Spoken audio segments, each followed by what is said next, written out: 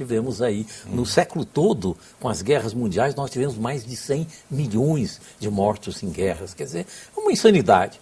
E aí, então, a própria União Planetária chegou à conclusão de que nós temos que trabalhar para mudar valores, para mudar paradigmas. E o paradigma básico que tem que ser mudado, que precisa ser mudado, que faz essa infelicidade da humanidade, é o paradigma de que a gente tem que lutar para ter, o consumismo. Eu tenho que ter, se eu tenho uma casa, se eu tenho um carro, se eu tenho dinheiro no banco, se eu tenho isso e tenho mais aquilo, que isso está ótimo. Isso é um paradigma equivocado, porque nós vivemos numa comunidade, nós vivemos numa civilização planetária e é preciso que todos estejam atendidos nessa civilização planetária ou todos tenham possibilidade de serem atendidos e que não haja a exploração humana de um contra outro.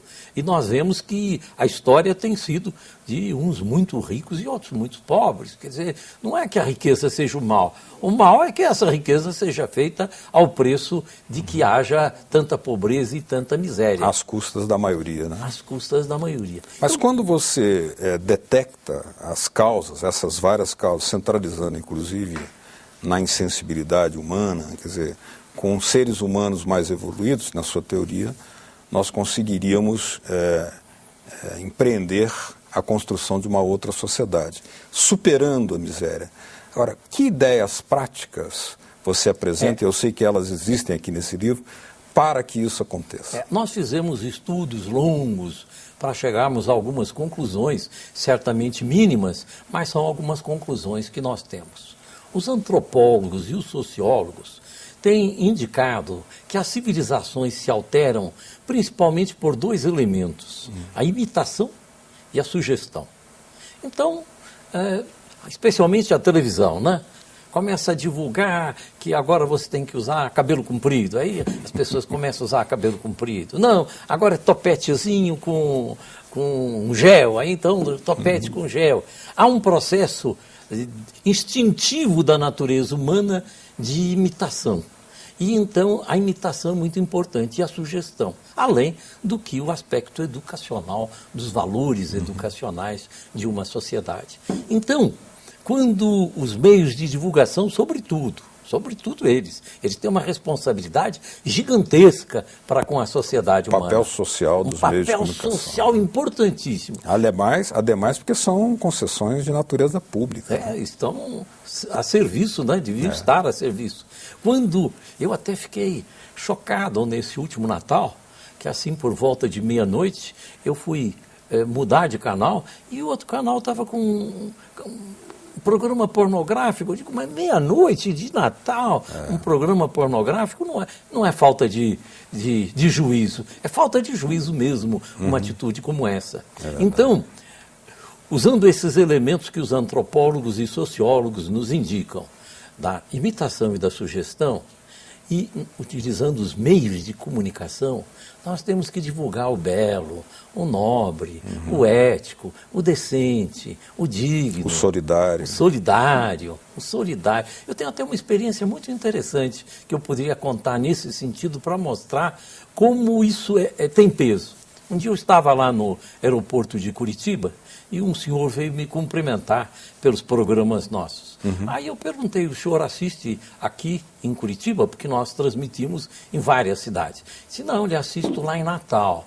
E o senhor está me criando um problema na penitenciária de Natal. Eu digo, mas como? Como é que isso é possível? Se é que eu sou o secretário de Segurança do Estado do Rio Grande do Norte e fui permitir aos apenados da penitenciária de Natal que assistisse programas seus. E agora estou com 2 abaixo-assinados me exigindo professor de yoga e me exigindo alimentação natural, porque nós temos entre as nossas programações coisa dessa natureza. Essas Veja recomendações. Como é importante a comunicação, a saudável comunicação, a boa comunicação, como ela é importante, como isso tocou lá no coração e nas mentes de apenados, de prisioneiros. Mas além dessa atitude de natureza comunicativa, você está apresentando aqui nesse livro também algumas recomendações para uma forma de política pública, inclusive criando determinadas instituições ou autoridades que ajudem na superação da miséria. Podia citar uma delas? Nós consideramos o seguinte: esse projeto, que é um projeto de Brasil, que é um projeto do governo, que é um projeto da Dilma, que é um projeto de todos nós, ele só será realmente implementado se toda a sociedade colocar muita energia nisso. Eu sempre me lembro da transferência da capital do Rio para Brasília. Juscelino colocou como meta das metas e toda a energia de Estado estava concentrada nessa transferência. E eu me lembro do entusiasmo que houve na população, aqui em Brasília, as pessoas de classe média, de classe alta, dando aulas de alfabetização para os candangos, quer dizer, todos dentro de uma empolgação de que era preciso fazer esse passo histórico para o Brasil, e ele fez um milagre. Qual o milagre? Em 3 anos e meio, trazer a capital da República com o seu poder executivo, todos os seus ministérios, todo o Supremo Tribunal Federal, Congresso Nacional. Vencendo a resistência de alguns setores. Né? Resistência feroz. Em particular até de um setor da mídia que não queria. Exato, e resistência feroz. Mas ele venceu essa resistência porque havia um objetivo concreto, determinado, e houve uma força do Estado e um acompanhamento da população. Hoje, para nós erradicarmos a miséria num período de mandato, nós precisamos da mesma coisa. Então, a primeira coisa que me parece, nós precisamos, da mesma forma que foi feita uma autoridade pública olímpica, com poderes especiais para atender isso, nós precisamos de uma autoridade pública de inclusão social. Isso é fundamental. Sem ter uma autoridade pública de inclusão social, nós dificilmente vamos conseguir apenas com setores de ministérios fazendo esse trabalho. Tem que haver um super trabalho. Da mesma forma que para fazer a transferência da capital havia um super trabalho feito, e da mesma forma que para as Olimpíadas nós temos uma autoridade pública olímpica. Quem sabe se o nosso saudoso